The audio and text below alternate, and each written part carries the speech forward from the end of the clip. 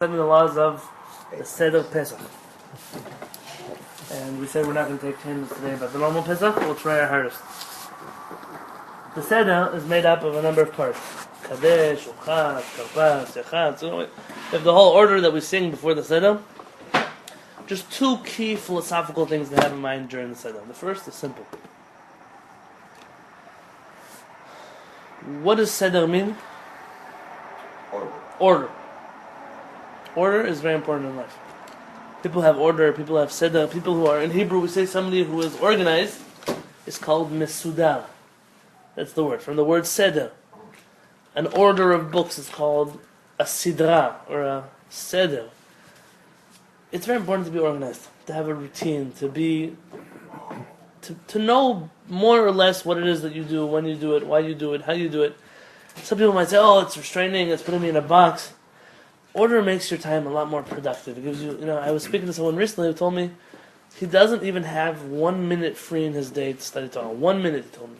If he were to have 1 minute to write Torah a day, he still wouldn't have time in his day to do it. So I started asking questions about his day. He doesn't do anything in his day. But his life is very unorganized. So he's always thinking that he needs to do something or is doing something, or he doesn't know. Those of the people who have a schedule, they know that from 4 to 6 on Wednesdays, I'm free, right? And so somebody asked, when can I meet? I know there are certain times in my day that even though, since, I'll tell you the truth, since I got married, had a child, my order has been much less than when I was single. But I know that at least there are certain times that are for sure. This is when I teach. So around those times, I always have an hour before, an hour after that I can schedule things in, or people in, or in the morning by tefillah, so always the hour afterwards, or whatever it would be. It's important to have order, to whatever level you can have. The Seder is the holiest night of the year. Our Rabbi tells the Seder is it's called the Leil Shimurim. It's the night where Hashem watches over us. This is the holiest night of the year. There is no night. Yom Kippur night is not as holy as the Seder night. What source is that? Our rabbis tell us. The Talmud, the Korna Kabbalah Bichlal, the Seder night is like, when it comes time for the nights of the year that rank the holiest, the Seder Pesach comes first. And I'll tell you, it's a tragedy for us that the Seder night is so not holy. It's the one time families get together, they've never seen each other, they're friends, it's been a long time, they like to talk, and suddenly you sit at a Seder and people are talking about their favorite movies, their TV shows, their baseball games, their basketball games, their kids' schools, their cars, their business, This is a night, Leil Shimurim. We start off the Haggadah in which language? I think it's in Arabic. Aramaic. Some people say Halachmania, some people say Helachmania. This is the bread of affliction that we had. This year we were slaves, next year we'll be free in the land of Israel. Why Aramaic? We're starting off the Seder. Why not start it with Hebrew if it's the holiest night of the year? Because inviting people into your house in Aramaic is the language of the culture of the society. Pshat is like J. That's the language everyone speaks. It's like in English. Everyone, let's have a seat, and now I'll do Kiddush. Well, why don't you tell them that in Hebrew, like you do Kiddush in Hebrew? Because they won't understand what I'm telling them. So that's why we started Aramaic. But there's something deeper. That's the Pshat. You're right, that's Pshat. Tell me something deeper. What do we know about Aramaic? What do you want to know about it? I mean, what do we know? What's unique about the language of Aramaic? That's what the Gemara. The Gemara is written in it. The Zohar is written in it. The rabbis tell us in the Talmud that the angels don't understand Aramaic. Oh, that's right. And that's why the Talmud says that when you're praying for another person, don't pray in Aramaic. Pray in any language, but not Aramaic. Because the angels won't be able to help push your prayers through. When you have protection up there, connections, the angels aren't going to be able to help you out. That, by the way, leads to the whole interesting question of, do I really have angels that are my go-betweens between me and God? It seems not like a Jewish concept. Philosophically, we struggle with this concept, and the rabbis have different interpretations for that, but I'm taking this at face value. And when we speak in Aramaic, what are we in essence saying to the angels? That we want to talk directly to Hashem. We're talking directly to God, and we don't need you. Yeah. It's a pretty audacious thing to do. Tell the angel, we don't need you guys. Go away. We don't have to talk in your language. It's like, I sometimes have this struggle when I have a Shabbat table full of, Israelis, and there's like an American family that got invited with them. And so we're all talking in Hebrew, and we don't mean to be rude. So it's okay, let's talk from English from now on. Israelis can speak English their whole life, but with another Israeli, they don't speak English. Today I had to talk to an Israeli in English because the third person in the conversation was American, and it was the most awkward. I know the guy doesn't understand half what I'm saying, and I know that he would understand it. He's so much better if it was in Hebrew, but then she wouldn't even understand a word. So I'd rather him get 50% and her get 100%, and we'll work it out.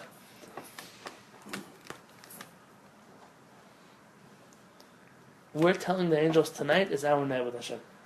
The Zohar says Hashem Himself comes and sits at our table, whatever that means. And it's not the time. It's not the time to do silly things, to talk Lashon Hara. It's not the time to talk about our favorite movies and sports games and cars. It's the time, one night, everyone should be in Kedusha and Tahara, in holiness and purity. And it's hard. It's hard to do it when you have a family. And somebody who's able to have his family reach that level together. You can't force your kid, don't talk at the table tonight. It's also not a holy experience. You have to find a balance where it's exciting, it's fun, it's meaningful.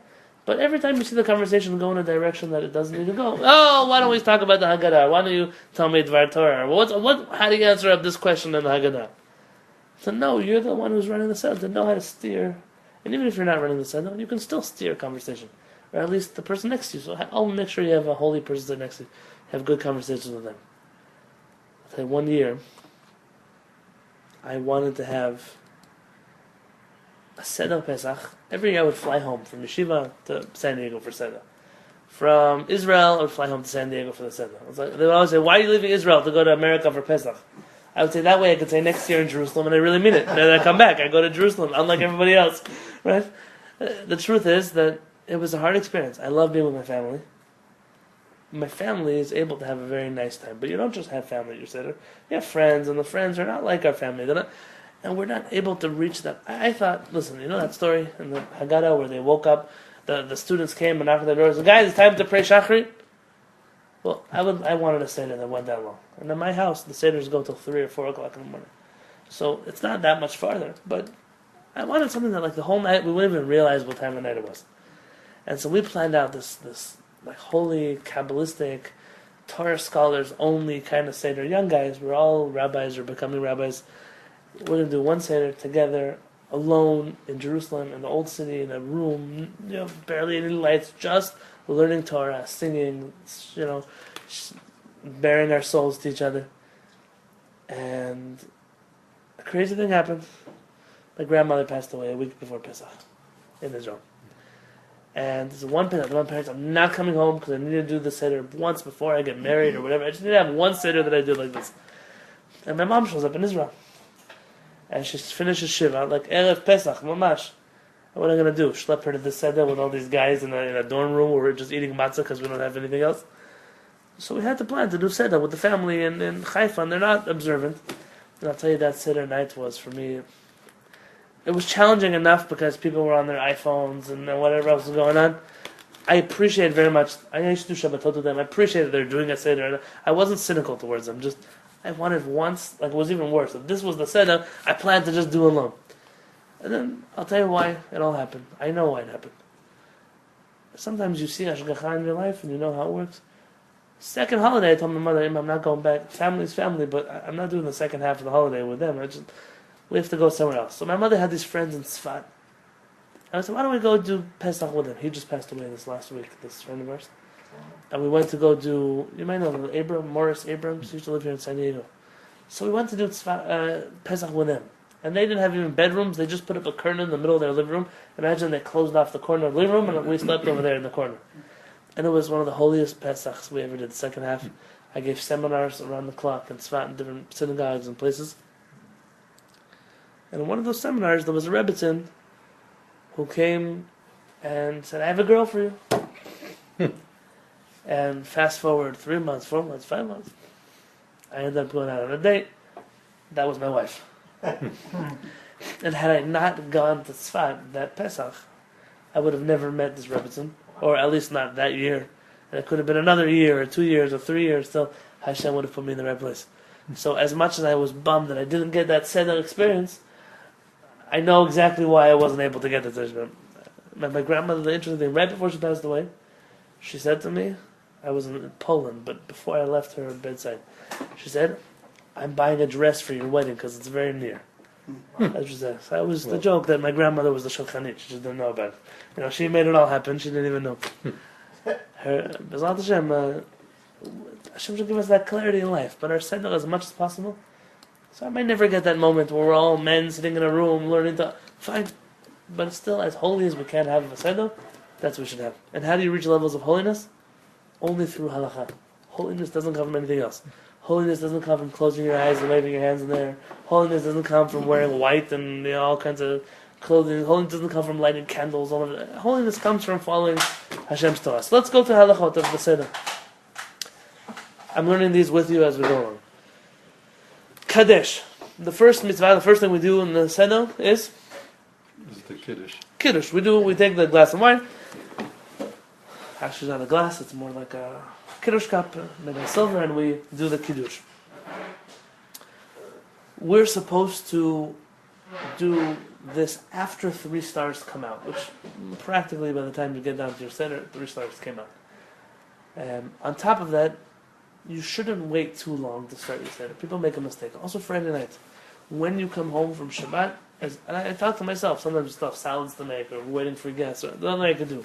But if you have the ability, come home, Shabbat Shalom, come to the table, stay Shalom Aleichem. I was once at a house for 2 hours. They sat around on the couch before they started Friday night dinner. 2 hours. Sat down, you start right away as soon as the 3 stars come out. Even those who keep Rabbeinu Tam time, later time, they don't have to keep.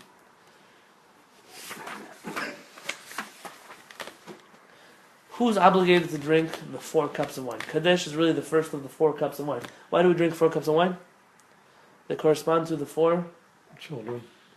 Well, there's 4 of a lot of things. The 4 of sun, the 4. What was the original 4? The 4 words that Hashem used when He was redeeming us. Hotzeti, Vegalti, Hoshati. Hashem used these 4 languages of redemption that He took us out. Every one of them is compared to one of the 4 cups. Interesting Dvar Torah. I guess I was going to give you guys some Dvar Torahs. Yeah. The Vilna Gaon says that there are 4 people who have to say the blessing Hagomel. What is the Hagomel blessing? When you're in a dangerous situation and then you're saved, you have to say a certain blessing. The blessing of thanksgiving, of Hoda'ah. So the Vilna Gaon says the Jewish people, when they came out of Egypt, were all 4. What are the 4? Acronym Chaim. Chole, somebody who was sick. Yam, somebody who went to the ocean. Somebody who was Yisurin, he was in a other way around. Chet is going to be Chavush, prison. Yud is going to be for Yisurin, he was sick. And Mem is going to be Midbar, those who cross deserts. So somebody who was sick for more than 3 days in bed, mamash, bedridden, says Hagomel. Somebody who went through a desert or went to the ocean in a dangerous situation for more than an hour and a half. He's taken a trip. Makes Hagomel. Somebody who was put in prison and comes out says Hagomel. The question is, what about people who got in a car accident? It wasn't exactly, did they say Hagomel? Okay, the rabbis already argue. The Vilna Gaon says the Jewish people went through all these 4 stages when we left Egypt. We went through the desert. We went through the ocean. We were in prison for 210 years. And also sick. We were sick spiritually. The Talmud tells us that we were healed in Mount Sinai. We were healed from all the sicknesses and all the impurities that we had in Egypt. And therefore, we also say the Haggadah as our form of blessing. And that's why there's 4. Because like the 4 people who are obligated to give thanks. Where do we find the word Chaim in the Siddur? V'chol ha'chaim yo du chasela. That all those who are alive will give thanks to you. Chaim are the 4 kinds of people who have to give thanks to Hashem. So who's obligated in these 4 cups? Man, woman, children, who's obligated? Everyone over that's bar mitzvah age. Everyone over bar mitzvah, men and women must drink 4 cups. Ladies are not off the hook on this one. What about children? Do they have to? They should drink grape juice. Kids who are at the age where they're understanding what's going on in the Seder before bar mitzvah, they should also drink. Okay, some people say to give them grape juice. Don't get your kids drunk. You give them small cups of wine. something sweet maybe, but teach them that they drink 4 cups. There's also a mitzvah that your children should feel excited by the Seder. So there's a mitzvah to give out, in the olden days they would give out nuts and fruits, and today, I don't know, toys, candies, and whatever they like to, you came just at the right time, they like whatever you like to give children that you know they like, that'll keep them awake. Like they'll wait for the next one, they'll wait for the next part of the Seder. That way they're always excited to stay up. That's a very important thing. There's no reason, I know I'm a new parent, there's no reason why your kids have to go to sleep before the Seder starts. No reason. Anyone who grew up my house, my wife's house, we were forced, all of us, in the middle of the day to sleep 3 hours, 4 hours, whatever we needed. That way we'd stay up at night. Seder is very important that your kids should be part of it. And you shouldn't do loopholes. You shouldn't do a short Seder because of the kids. You shouldn't do an early Seder because of the kids. You can teach your children. So the kid happens to pass out halfway through the Seder, so make sure he had dinner beforehand. He doesn't have to wait till Shulchan Aruch to have Seder, but at least they should know that people are awake. People, tonight is Pesach. It's an important thing. And anything you can do to keep them awake is a good thing. That's why we have the kids involved. All the questions, the 4 questions. In many cultures, the kids actually ask the questions in a language they understand, not just like, man, they actually know what they're saying in Yiddish and Arabic, Ladino. Every culture had its own way to do that. Everything we do at the Seder is in correlation of something, in memory of something. The salty water, the tears, something the blood of Yosef, the charoset, like the mortar of the bricks. We have matzah, maybe that's like the bricks. Matzah is like the bread that our forefathers ate. These are all simple things. Where do we celebrate the fact that the Jewish people left Egypt with wealth, with a lot of jewels, diamonds, silver, gold? Where do we celebrate that? How do we commemorate that? In the Seder, you mean? Yeah. Our rabbis say that you're supposed to set a special table for Pesach with nice silverware, nice china, the things that, sometimes Shabbat you have 30 guests, you put out paper plates. What can you do? You can't wash them. Pesach though, that's a time to celebrate the fact that we're wealthy, that we're Jewish, even we're not. Oh, it was a special time. This is an important thing to do. If you can, try not to eat out of paper or plastic plates on Pesach. When I go to the shul the first nights, I bring my own dishes. Once I brought them and I lost them. Some waiter threw them out with a tablecloth. Okay, fine. So ever since then, I got a set from the 99-cent store. Now that's a question. So is that better than the paper plate? Yeah. It looks better than the paper plate. I don't know. It's a good question. But this is something to think about. To make sure that you have as nice of a table as you can. When you lean, that's why we lean. We lean to show wealth. Tell me how we lean. To the left. We lean to the left. What if you lean to the right? Go over your one interpretation is that you're actually pressing on your liver. It's not a good thing. Oh. Believe it or not, a Jewish commentary. I Really? don't remember where it was. So to the right, by the way, we don't lean. Even if you're a lefty, you still lean to the left. Your body whole thing didn't change. Interesting enough, show me how you lean by your Seder. You put a pillow. Okay, so imagine the pillow was there. How do you lean? So is there an angle you have to lean? The whole thing is you don't lean this way so you don't choke, right?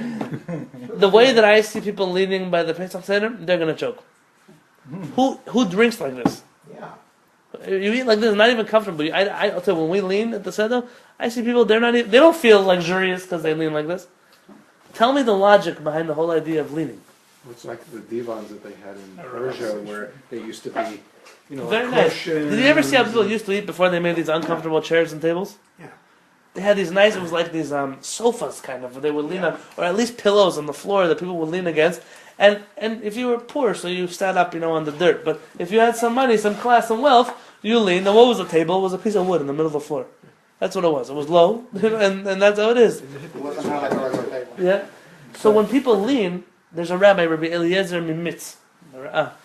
People, they all rely on him because nobody that I see at the Seder, nobody leans properly, so they don't get the mitzvah of leaning. You want to lean today's day, you should look something, forgive me for the demonstration, you should look something like this.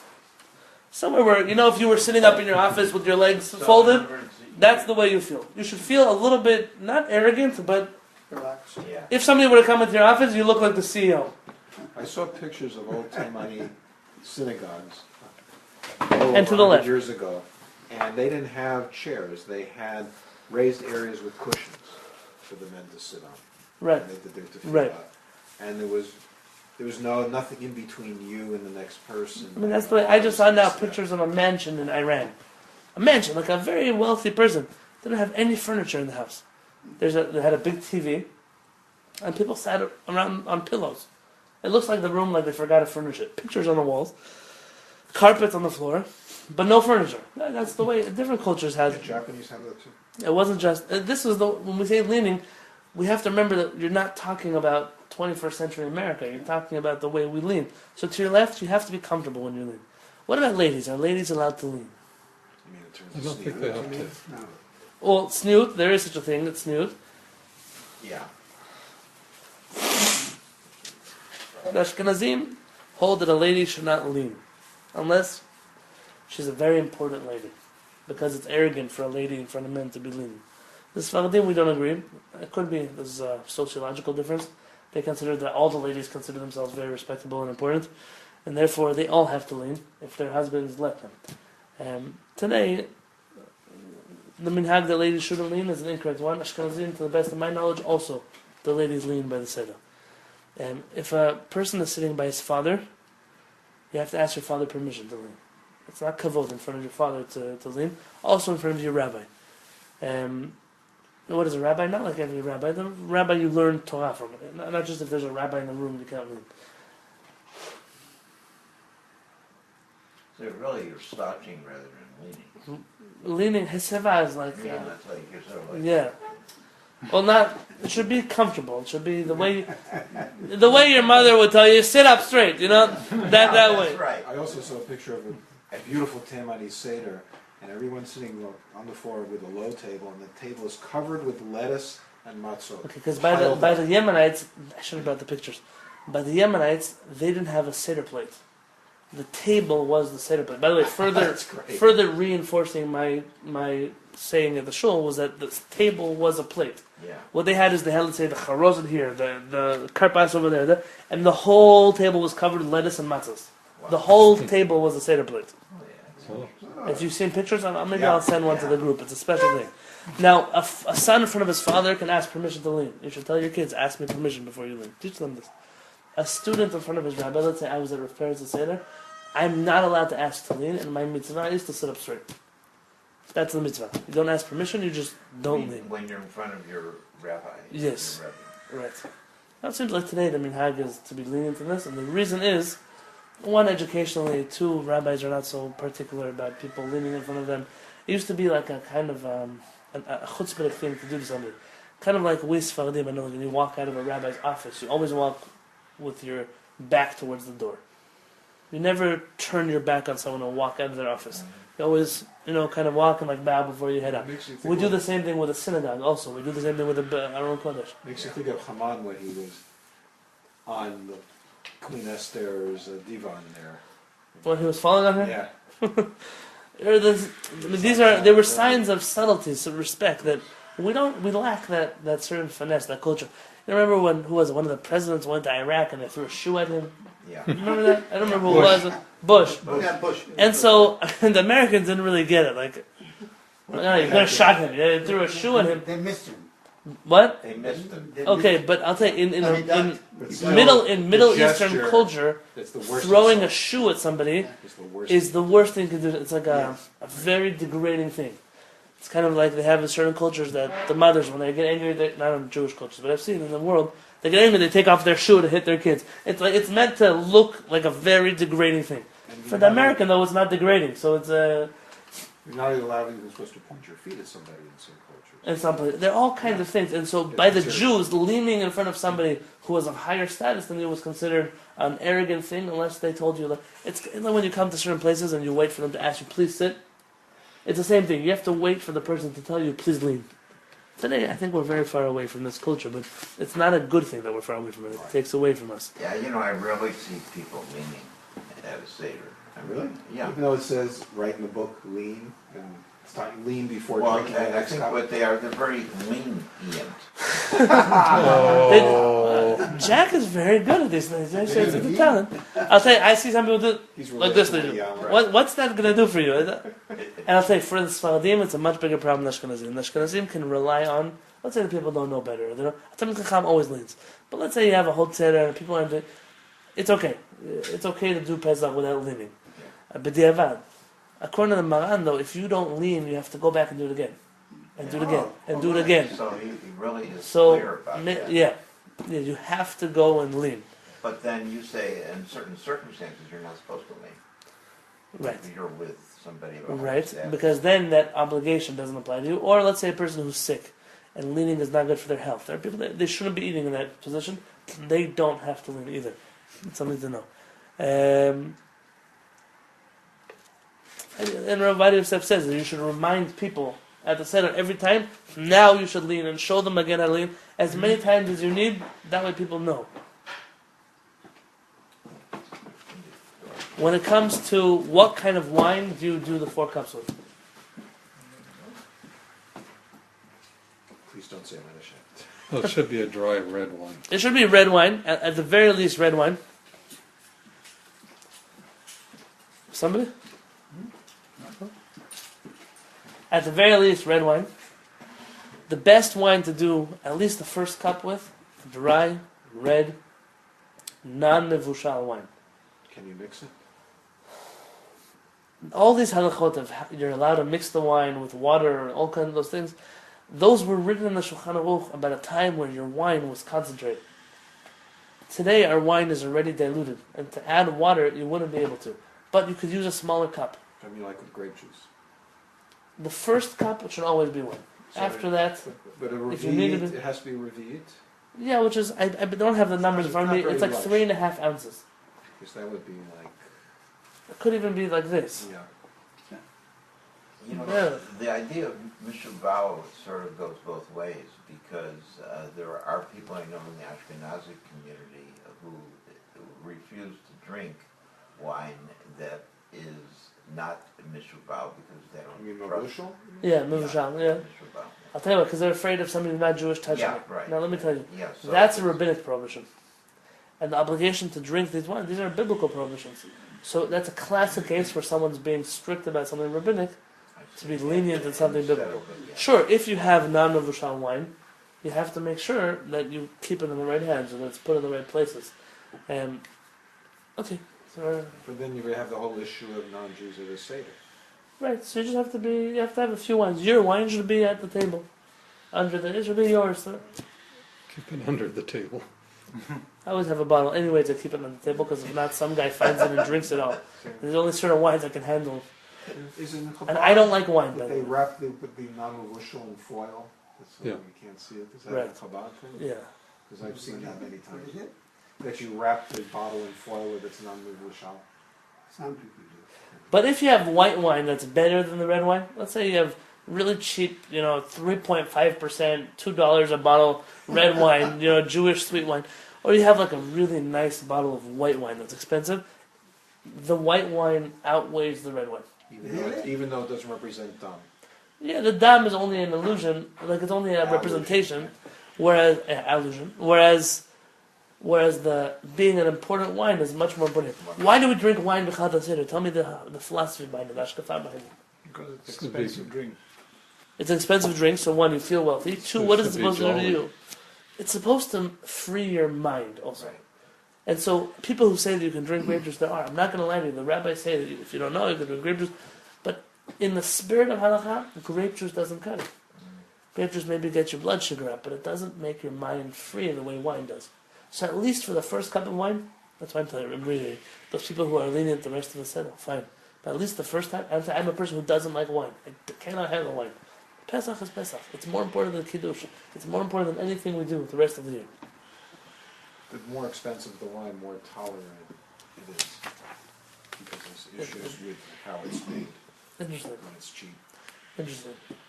I'm going to skip the rest of what kind of wines and what about this, what about...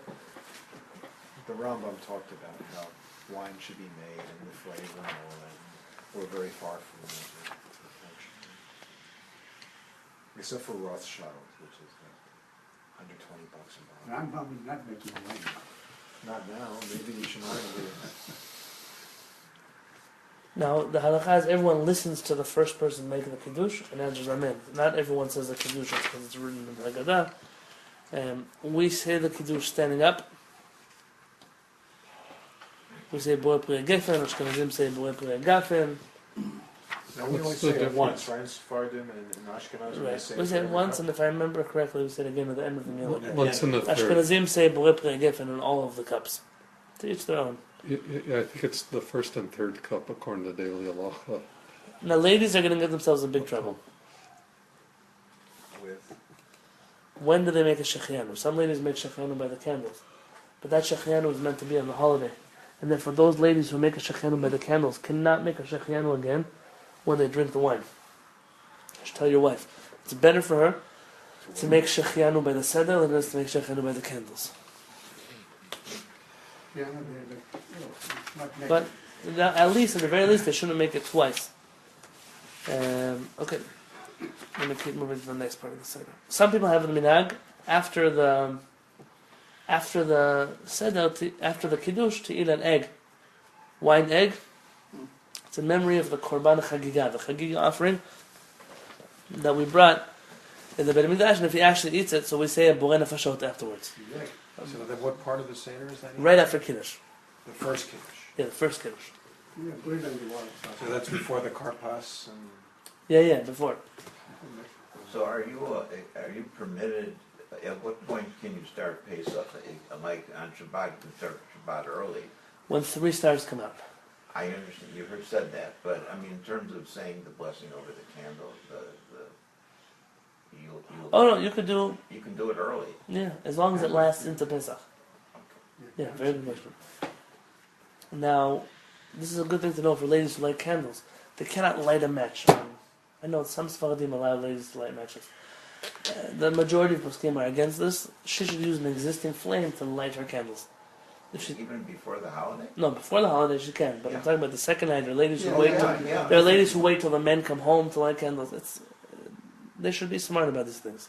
Urchatz, the next part of the seder, we go wash our hands without a blessing. There is a halakha in Shulchan Aruch, and we'll explore it in Kollel together, which is every time you eat something that's dipped, a vegetable dipped in a liquid, you have to wash your hands beforehand with a cup. Wash your hands. Every time you eat a vegetable that's wet with a liquid, you have to wash your hands, or you dry it, or you wash your hands first. Like kalpas. Okay. You mean even if it's within one meal? No, if it's in your meal, then it's in your meal. But let's say you want to have a can of pickles. They're wet. I thought we'll discover this halakha together. Let's just say, but I said, no, you wash your hands, you don't make a blessing. You don't have to be careful not to talk afterwards. This whole thing is a fabrication by bread, let alone here.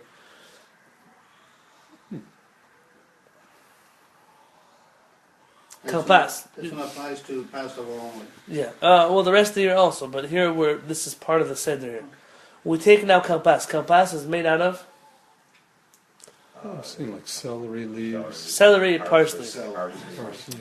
The other traditions that developed in countries that didn't have celery and parsley, it's okay today. They can stop their traditions and go back to eating actually celery and parsley. They don't have to keep the eggs and the potatoes and the onions. And they themselves know that the reason they do it is because where they live they didn't have. But it's a mitzvah to have kalpas. So at the very least, if they want to have the potato, fine. They want to have the onion, fine. But You should have at least also have the real one that we all agree is the real one. Now you have to check these things for bugs. It's very important. Your wife, the lettuce, the celery, the parsley, tell them to check. It's a big mitzvah. You don't want to be serving 20 people bugs and they'll be eating it and Hashem Have you Yishmor. found bugs in parsley? I'll tell you the truth, I haven't. It's one of those vegetables that. I find often that when I wash my Lettuce. parsley, it's a little bit sandy. But buggy, I personally haven't found. Lettuce, I always find in the bottoms, especially in pack. Yeah. I find. And that way you have to check. Celery, also I haven't seen bugs there, but it could be that I don't eat so much celery, so I don't know to tell you. My wife. Very rare, at least in my. You dip this into Salt water. salt water, and then you eat it. It appears to me some people have a custom to also dip into vinegar, but I'm not sure if that's true. To each their own custom. Same idea. You don't lean when you eat the karpas, but some people lean if they eat the karpas.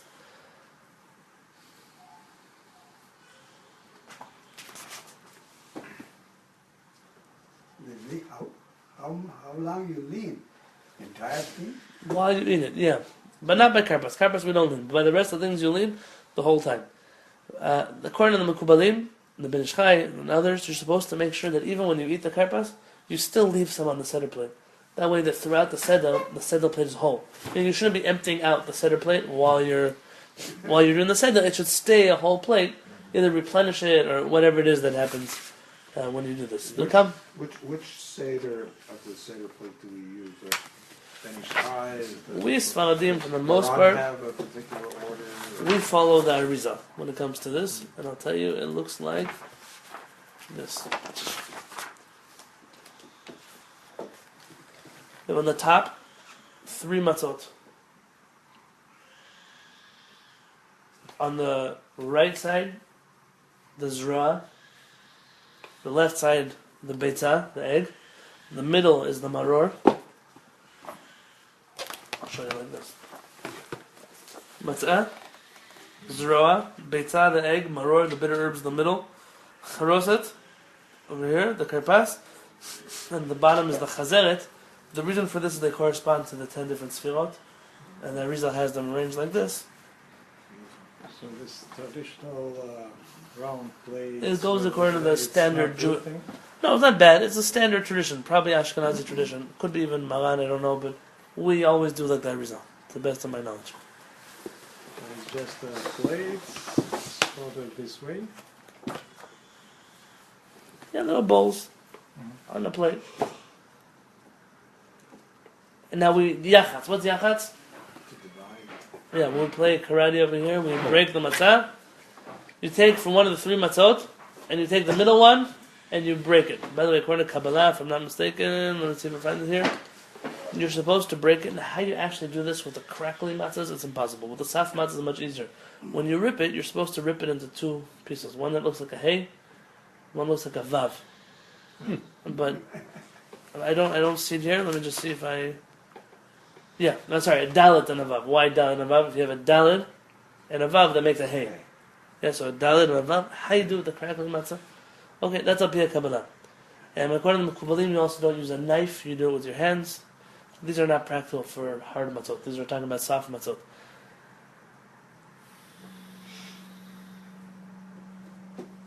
Magid. What do we do by Magid? This is the main part of the Seder. Magid is the story. Telling the story. This part, say for as long as you want. Tell the Seder. There's no rush. Nobody's going to work the next day. People are hungry. They should have eaten before Pesach. It's not your fault that people are hungry. It's not dinner. The Seder is not dinner. Imagine that at the end you have a little bit of food. But it's not a dinner. They should have dinner before Pesach. It comes time for the Seder as long as you can. The Rabbi say, Kol HaMarbeh, anyone who says more of the story, Harizim Shubach. You have an obligation. Who's the most important person who has to hear the Seder at your table? The children. Children. You have to actually take your child. First year I have, my child doesn't understand, so I really don't have to tell him. Take him and say, every child according to their own, so a little kid, hey, we were slaves once upon a time. Where's a slave? They don't know what a slave is. Slaves, I mean, if you wanted to go have chocolate, you couldn't have it. If you want to go, make him feel what a slave is like. And then tell them, and then Hashem took us out and we were free. What does free mean? Free means you can do whatever you want, you can play with your toys, you can tell them, and we were able to serve HaKadosh Baruch Hu. We were able to go to shul, we were able to have food, whatever it is you want to tell them. Every person, obviously if you tell that to your bar mitzvah kid, he's going to think you're crazy. I mean, everyone you have to tell the story to. A person who has a wife who's very knowledgeable in halakha, in Torah, she should talk to her about a new Dvar Torah this year. They didn't say last year. The Sephardic rabbis even say that if ladies have somebody who's, let's say a rabbanit, who's very knowledgeable in Torah and halachot, it's even better for them to have a ladies-only seder. That they should have a seder, they feel comfortable. That sometimes the men are around, all the men are saying Dvar Torah, the ladies kind of are listening, they're not so active. Somebody suggested it couldn't be that by the seder, put aside the whole family thing, but it could be nice to have 2 seders going on, where everyone gets to progress at their own pace, their own speed, and they meet for Shulchan Aruch. It could be. Today in our egalitarian world it doesn't sound right, but we're saying everyone's looking to have a woman's minyan and a woman's Megillah reading and a woman's Seder. What do you mean? We're not going to be at the table? I don't know why it's like that, but it would be a nice thing for you have enough ladies today who are knowledgeable in Torah and mitzvot and halakha. There's no reason why they should be sitting at a table and not actively be participating in the mitzvah of Yitzhak Mitzvah. I'm asking you, just if we're on this topic, when you have people at your Seder, make sure you invite people that are conducive to the evening that you're having. It's not the whole year you have to do outreach and to do this and to your Seder. Don't invite the men that are going to be flirting with your wife. You don't need them. They shouldn't come the whole year, but Pesach especially not. I'm sorry, I'm speaking so bluntly. There are those men. They come. They said, "What do you mean? It's my wife. What are you talking to her so much for?" It's not what we're here for. Tonight we're talking about HaKadosh Baruch Hu. Or those ladies that come and they know they're coming to a religious event, but they don't want to wear clothes. They think they're at the beach. She can go to a different side. No, you don't have to be Pesach night. I know it says everyone who's hungry come and eat. I don't mean to sound judgmental, but at least the Seder you should have for your family. Your wife shouldn't feel like, oh, she can't talk in front of this guy because he's an overbearing personality. She should feel that she's within her circle, she's within her family, she's within her friends, and she's able to speak also. It should be that way. What about tzniut? So you have to be smart. It should be a tzanua kind of situation, and then it wouldn't be a problem. I always thought, because I'm still idealistic, but I was more idealistic, that, because you had the one who didn't know how to ask and the one who, what does this mean to you? You have the one who doesn't even believe in this, in the whole thing, thinks it's nonsense, and then you have the one who's really a smart aleck, and then, these different types, that it was good to have people with different points of view on the thing. But sometimes we would get people who were pro-Palestinian. I think it's still okay to have people with different worldviews. It's a matter of just choosing the right crowd. Don't talk politics. Choosing the right crowd. People who are going to talk about Torah mitzvot. By the way, half the reason, not all the reason, on a philosophical level, hashkafa level, why we don't invite the whole year. Can have Shabbat, holidays. Your random non-Jews from the street, they want to join you, they can.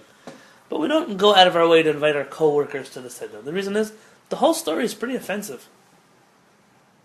It's pretty offensive. Like, oh, you try to kill us, and we won, and we drowned you in the sea, and we put this 10 plagues on your head, and all the nations that are like Paro, they should be wiped out speedily. And if somebody's not like at least affiliated with the Jewish people or happy with it, it could be a very offensive time to bring them to your house. You're kind of dancing on top of their head.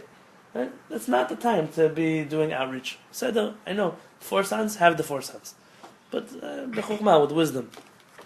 So comes time for Magid, speak as much as you want. Encourage your children to say Dvar Torah. Your kids don't want to say Dvar Torah? Tell them they're not coming to the Seder unless they have a Dvar Torah printed out for the kids. Today, you have Chabad.org, you have H.com, you have Torah.org, you have all kinds of websites.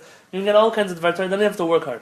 A story, a song, something they should be involved in the Seder. By the Magid, we lift the cups and everything, the plate, and everything we do is to show the kids. They should be wondering, like, what are we doing? They should be asking questions and should be involved. And once somebody was telling me, what am I going to do when the kids ask? I don't know the answers to all the questions. So I once saw a Haggadah that had all the questions your kids could ask about the Seder. It's in the Haggadah. It was a very interesting Haggadah. It was like to prep you for whatever might happen. Let me ask you an interesting question. If we're going around, and most houses, either by the traditional Sephardim, one person read the whole Haggadah. But in today's world, it's people don't like to listen for so long.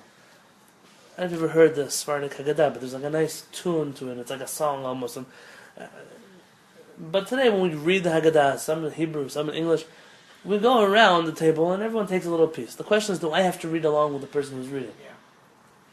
You always see that person like really religious. You always that person. The thing is, it's a question whether it's a tefillah, like a prayer, you're really trying to do, or you're telling the story and you want everybody to take part in it.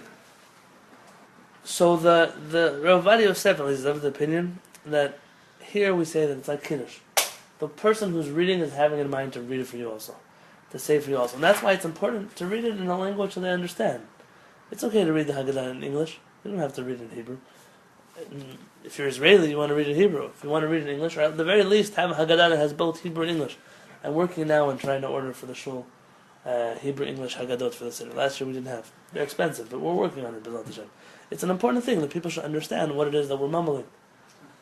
Have you ever heard a Yemenite read anything, the Torah, the Tefillah? Yeah. The Haggadah is like a highlight of the Yemenite Seder. So there was once a Yemenite comedian who said, I'll tell you the truth, when we have guests, nobody understands what the guys, they have a very different accent. He says, I'll tell you the truth, probably God doesn't even understand what the Yemenites are reading by this. But the truth is, it's important to read it if you're not Yemenite, so you shouldn't be reading, or you don't understand it, so read it in the Hebrew that you do understand. Or if you are Yemenite, so don't read it like a chassid, read it like a Yemenite. I mean, every person should do it the way that they're used to, so it's the most meaningful to them. It doesn't help to look at the words of the Haggadah. So, I've been to Seders, unfortunately in my life, where they say, okay, now we're going to read from pages 11 to 30 on our own. And you see, it's an incredible thing. The whole Seder they're skipping. Why? Because they have to get to dinner, because people need to go home, because people go to work the next day. Okay, I can't judge. A shul is a shul. You have all kinds of people inside of a shul, but it doesn't help to look at the pages. You have to actually, like a tefillah almost, say the words. Ladies are obligated to read the Haggadah, and it's because of that she could also read the Haggadah for us. And one man can read faster for everybody. One man? Okay, so then that's the custom. The original custom is the oldest or most respectable person in the house. He read the Haggadah, both by the Ashkenazim and the Sephardim. It's important that the Pesach, Matzah, Maror, those three parts that we read, that a man should read. Just like the Kiddush, that a man should read. Towards the end, you want to finish it off. The person can do everything very fast. Right. Now we pour, after we say Halachmania, we pour a second cup. Before Manish Tana, why do we pour a second cup? Just so the kids could ask why we're pouring a second cup. That's the reason. And almost all these halachot are, why do we do it now? Just so the kids ask the question about it. It's important, like I said, to speak to the... Well, there seems to be an underlying thread that could be extended past the Seder, which is you have to keep the next generations interested in our tradition. It's very important. Excite them, and otherwise a boredom and a disenchantment with it will happen. I tell my wife that I understand why there are people who don't come back to shul ever. They walk to shul, the lights are half off, it's dusty, it's musty, it smells like a bunch of, the old guys that never, they've been eating herring since they were born and they still smell like herring, and then they come to davening and the chazan, he mumbles a word, blah, blah, blah, blah, blah, blah, and it's fast, there's no tunes, they don't sing, and they're there for a whole hour, and nobody understands what's going on. How do you expect that people are going to come back tomorrow morning? How do you expect the younger generation is going to understand? Now, I always say there's a reason why, by Sepharadic Slichot, you have 40, 50 people that show up. And no offense to Ashkenazim, I happen to actually like Ashkenazi Slichot. If you go to a real Lithuanian place, they know how to do Slichot. Not like today's shuls. I've seen today's shuls a joke. It's like the real Lithuanian chazans who knew all the tunes and every that's a special. It's very different than Sephardic Slichot, but it's very special. It's like a haunting kind of melody. It's very boring, so people don't come for Slichot. People say, why do you wake up so early to go to Slichot? If you would come to our Slichot, you would wake up early also to come. It's a special thing. The whole year should be like that. Tefillah should be exciting, interactive. And the tunes uplifting. Sure. I mean, the Lubavitch Rebbe was famous for saying that it used to be that a teacher has to teach 70% of the time and listen 30% of the time. And he said, but today, he believes a teacher has to teach 30% of the time and listen 70% of the time. It's very important. Sometimes I come to classes and people say, why do you let people talk so much? Well, I'm not here for the people, then why am I teaching the class? I don't have any inner need to say the same things that I learn quietly out loud. I don't like to hear myself. I say it because it's important for people. So there's one point, one tangent that's important for the people at the table. So why not take that tangent? I don't get any bonus points by covering ground. I get bonus points by learning Torah with people. And so that's the way that. So the Seder, it's all interactive. People should always be involved. It shouldn't be something we just get over with. So when you say halachma, are you encouraging people to come in who are not Jewish as well as Jewish? You're encouraging anybody who needs a place to eat to come in. The Seder happens to be a Jewish. Okay, so that's an important part of it. I mean, it's right at the beginning of the Seder. So you're inviting, just getting back to I every year struggle with this. We have people show up to the Seder every year at the shul. They didn't RSVP, they didn't pay, they're not going to pay, they're not going to... So there's some people, they don't have, they really don't have. But other people, they do it every year. They know that we're going to have a Seder, they know that we have extra seats, they know, and they still show up and they don't care. But what am I going to do? Throw somebody out of the Seder? How am I going to lie now when I say anybody who wants to come to the Seder should come to the Seder? It's an interesting calculation. Every year I get torn with this.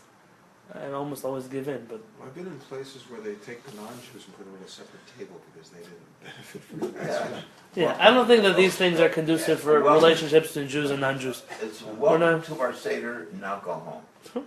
No, the idea is, listen, this is it's imagine that you're coming to get together for a family meeting. You're talking family politics. You're talking family history. You're talking family problems. If the Pesach is our most glorious moment, and we're talking about the 4 sons and the evil son, and we're going to break his teeth. It's an internal conversation. We have other holidays, Chanukah, we have Sukkot, we go to the world. The whole world can come be with us. But this is, it's like internal politics. People who are not involved, it's not nice to bring them in. You don't hang out your dirty laundry in public. Pesach is one of those things. So, the second cup, we're already close to that. And again, we uncover, not all those things you can see in your Haggadah on your own. If you want to say the Haggadah sitting, you could sit. If you want to say the Haggadah leaning, you could lean. All of those things are, you can do whatever you want. The Zohar tells us, when we read the Haggadah, Hashem tells all the angels in heaven, oh, you hear? You hear what the Jewish people are doing now? They're reading the Haggadah. You leave and go listen to them. It's a very holy moment. People should know. It's not a simple thing. We don't talk in the middle of the Haggadah. We do, unfortunately, but you shouldn't. You should just, it's like tefillah. People shouldn't be smoking in the middle of Haggadah. I guess in Israel it's much more prevalent. But this is actually from a Yemenite rabbi who said, this is, you're allowed to smoke on Yom Tov, technically. Not healthy-wise, but technically it's not an avirah. But not during the Haggadah. There's important things. Covering, uncovering. When it comes to sticking your finger in the cup. Remember this custom? The Ashkenazim have a custom. They do dam, tzvadeh. When you stick your finger into a cup, you no longer can make kiddush on that cup. Interesting. They They use a separate cup. So some people use a separate cup, but I haven't seen that so much. Black vessel. The Sephardim, we have a minhag to pour a little drop into another bowl. And then we refill the cup. Yeah, that's better for Yeah. Use the utensils. Some people stand up for the Hallel, then the Haggadah. Some people sit down for the Hallel. Everyone can do whatever they want to do. All these things are minhagim. We have a custom, Sephardim, like you said, we don't make the blessing on the second cup. We only make a blessing on the first cup and the third cup. The Ashkenazim and some Yemenites make a blessing on every single cup. Everyone can do their own. It's not we don't hold the other customs are bad. You do whatever it is that your custom personally is to do. But is there any halakhic discussion on repeating a bracha or need to repeat it? Yeah, the rabbis like Maran who say you shouldn't say a second blessing would hold that second blessing is a name in vain. Rachza, we wash our hands like you always wash your hands for bread. And then you come to motzi matzah, where you take out the matzahs. You make a motzi, you make a special blessing, you make a matzah, you eat the 2 kazayits of bread, the 2 matzah, really, the 2 olive worths of matzah. You don't have to be from those people. You don't have to have both of them in your mouth at the same time. You just have to be eating them. It's important. A person shouldn't choke. You should drink while you're eating it, even if you keep kabrak. You also don't have a mitzvah to die on Pesach, so you should also make sure you're doing it safely.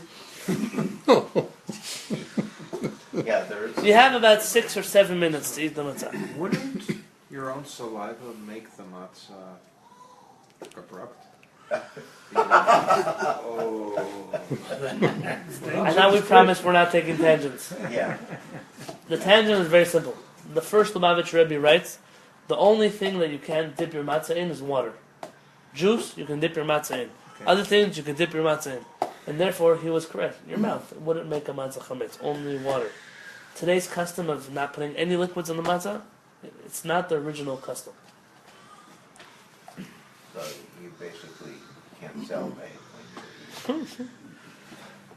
Turn off the glands. I got some herbs that will.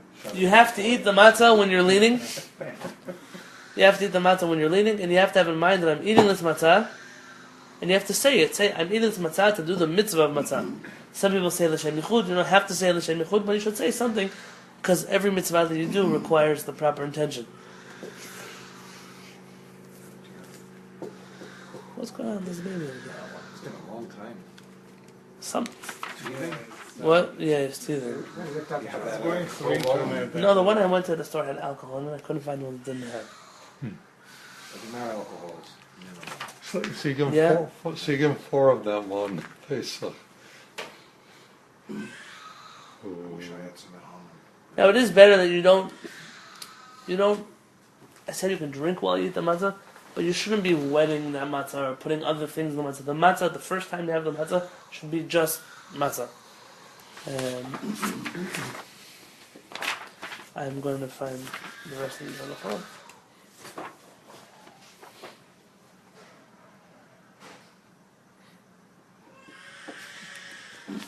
You're supposed to eat shmura matzah at least the first 2 nights of the Seder. That's not so hard to do. I heard that Sprouts is selling. They have 10 boxes left at $10 a box. So if you want to go, that's a good place to go. What's the company that's I don't know. Someone called me today and they told me that I should let people know that. Where? Sprouts here. $10. That's what they told me. What's the box? Maror. Maror we have. What is maror? Spicy. What is it? The bitter herb. What do we eat? Romaine lettuce. Period. That is maror. No horseradish. You cannot eat enough horseradish to fulfill the mitzvah with horseradish. You can't. You have to eat a lot of. You have to eat a kazayit. Now, we also dip the maror into the chavoset.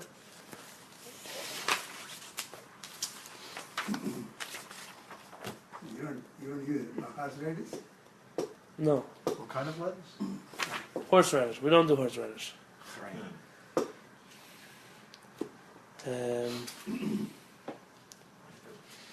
Once you buy a horseradish from proper.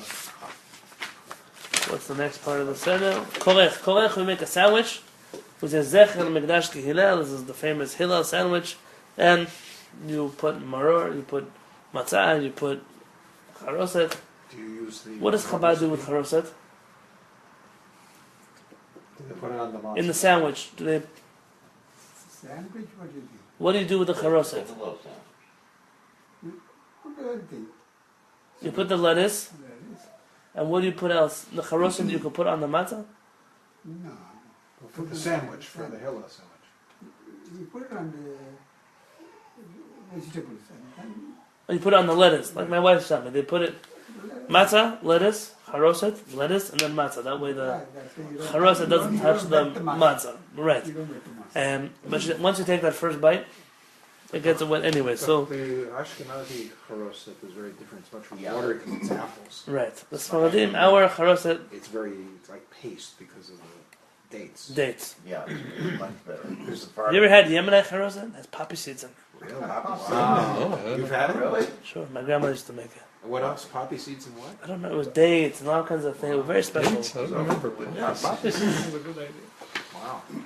Now, again, saying the Yemenite charoset, there's like all kinds of Yemenite charosets. But my grandma, that's what she made. We have nuts. Like I think our charoset is like dates, walnuts. In the Rambam has a recipe. You know, we don't have. It's not slimy. It doesn't go. It's a totally different texture. Everybody goes crazy for charoset. Hide something But the the next poppy night. seeds be kids. It's true. I don't know. I don't know if Ashkenazim eat poppy seeds or not. I doubt it. I mean, I don't know. What are you gonna have? Poppy seed matzah? Like what are you gonna? Poppy seed cake. It's an Ashkenazic recipe. For Pesach. Not for Pesach. Not as well. Shulchan Orech. For 'em, We have a meal. We have dinner. Some people have a custom to eat roasted meat on Pesach. I know that they tell you you're not allowed to have. That's because we don't have. But there are places. For example, in Yemen, they had a custom to have roasted, specifically roasted meat. Every place should do their minhag. I mean, for the korban? Yeah. I know one It's family. very important when you buy meat for Pesach. Very careful. Never. Don't say, this meat is for Pesach. The Shulchan Aruch says that when you say such a thing, it makes your meat kadosh, holy, and you have to wait till Mashiach comes to give it to the Beit HaMikdash. Oh, Oh. And therefore you should say, this is meat that I'm buying for a holiday, or this is, don't even ask the person, can I have meat for Pesach? Because then you're showing that that's what you want it for. Interesting. Now, we're strict about it. it seems like the rabbis in the Shulchan Aruch had a ways. You didn't say it's for the sacrifice of the Pesach. The Ashkenazi rabbis, they say that. Because you cannot sacrifice the cut meat. The Ashkenazim, they say that because they don't say Pesach, they say Pesach. There's no such thing as Pesach. In the Torah, Ashkenazim read Pesach. They don't read Pesach. Pesach is a joke. No, so they say because of that, so when they say this means it's for Pesach, that it's not really for Pesach, and that's why they're allowed to do it. Let's just say that stay away from this kind of stuff. You don't have to be so strict, but stay away. What about chicken that's not kosher for sacrifice? Also, we say that you don't say that should be for Pesach. That wouldn't be considered among the birds, the chickens, like when they pinch the head off. No, you wouldn't bring a chicken in the Bet Midrash. It was just the turtle doves. Then you have to make sure that when you're leaning, you don't talk. That's a halakha in the Talmud, that when you lean, you don't talk. So God forbid the person doesn't choke. Afterwards, we hide the afikoman. This whole custom of stealing the afikoman is under a lot of scrutiny. You don't teach kids how to steal. Yeah, but that's the only way I grew up, Right. which probably explains. No, but we always did opposite way. I What? hiding and they trying to find it. Right. It's an Ashkenazi custom. But what's that I think the steal? Lubavitch Rebbe was against this custom, no? The afikoman, about stealing it. What does that mean, stealing it? It- The it's- Yemenites, for example, have a custom that the guy keeps the afikoman next to him. And you're supposed to get the guy drunk enough that you steal his afikoman from You him. don't count Yeah, like but this. it's They not hide really it. stealing. It's They- not. It's It's not stealing, you hide it someplace. kids no. bring it back. That's different. He's talking You about- put it under the pillow, and you have the kids looking around to see if the adults can Right. get That- distracted, and then you go Right. around. And the afikoman is the dessert. You lean. Some people say it's the last thing you should eat. That way you go to sleep with the taste of the matzah. If you're brushing your teeth, you're not going to taste it anyways. But each to each their own. There's a mitzvah to have this afikoman before. You know how we say it? We say afikoman. Why do I say afikoman? Because really it's called an apikoman. That's how the Sephardim call it, an apikoman. But because if I would say apikoman, you have no idea what I'm talking about. So I say afikoman. That way at least it sounds like afikoman, and I don't know Hebrew. That's what it sounds like. It's So- Hebrew? I thought it was Greek. No, it's not a Hebrew word. Yeah, it's a Greek. We have to have a kezayit of the afikoman, and you can't finish the meal until you have it. To tell a famous story, I met Rabbi Yonatan, my wife's great grandfather. He was a big tzaddik, very clever though, very sharp, and he always was smarter than everybody else. So when he was a kid, he really wanted a new suit, and his parents just couldn't buy him a new suit. As he figured, he's going to trick them. What he did was, he found a afikoman. He told his father, I'm not giving it to you until you have promised in front of everybody here that you're buying me a new suit. The father kept the peace. So his father says, no, you can't. And finally they fight. The father says he's getting close to Chatzot. So you know what? I'll buy you a new suit. So he takes the afikoman, and he tells them, see, but now, I'm not going to give you a piece of the afikoman until in front of everybody you say that you forgive me, and then I don't have to buy you a new suit. And Rav Yonatan Eibshitz looked into his pocket and said, I knew you were going to do that. And he took out a piece of the afikoman that he broke off. Said, I kept the piece in my pocket because I knew you would trick me back. Make sure what kind of deals you're making here. I have a minhag normally when I do a seder, that at the seder, before everyone gets afikoman, you can only get the afikoman if in the table you promise there's one thing you're going to do better this year. Tell us what you're going to do. If it's saying modani in the morning, if it's washing your hands for bread, if it's saying praying from a siddur, if it's putting on tefillin every day, whatever it is. It's the time when people drink a lot and they're happy and the people don't feel threatened. Then they remember. Let people take a nice mitzvah. I've seen very special things. People who didn't put on tefillin before, they started at the seder. People didn't say modani, they started. It's a special thing. I think we're at the end of the seder, so I'm just going to finish here. Well, what happens if you hide the afikomen after you break the middle matzah, as opposed to waiting later when you mentioned it? What happens If you hide the afikomen after you break the matzah in the middle near the beginning of the seder instead of... Well, then you don't find it till that. I mean, you don't have to hide the afikomen. Oh, That's just part of the game that they play. okay. After we said that you're not supposed to really eat or drink anything afterwards, you're allowed to have coffee, tea, things like that, especially if you're going to stay up learning. Or we Sephardim have custom say Shaar Shirim, or some Ashkenazim have custom all kinds of songs after the Haggadah. It's an important thing. After the Seder, nobody should run away. People who need to go, go. Let's bring your family back. My father and I, we always sing Shaar Shirim together. Yeah, we learn some Mishnayot together, or we some Zohar together. Whatever it is that you do at the end of the Seder, that's the right time to do it. Or we draw.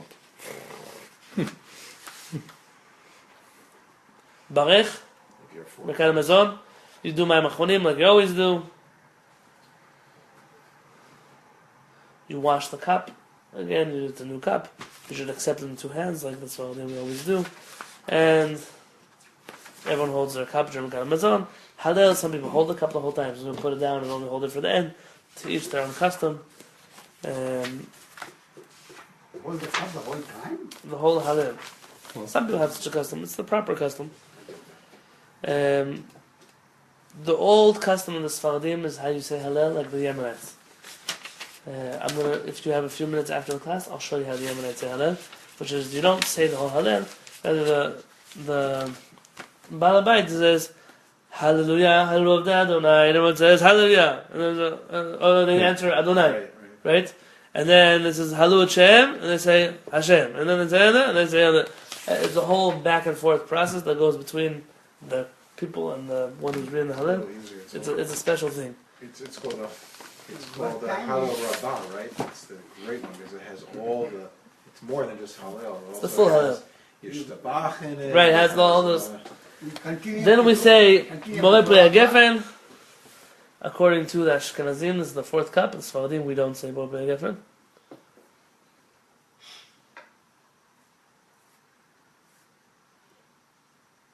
1 second. No, it seems like we do make a gift. I have to figure out when we make a gift on the cups. Nirtzah, that's the end. We're finishing the Seder. That's how we wrap it up. We say Shema Yisrael, we say the Berkot Kehillat Shema. And then that's the time to sit around and really enjoy it.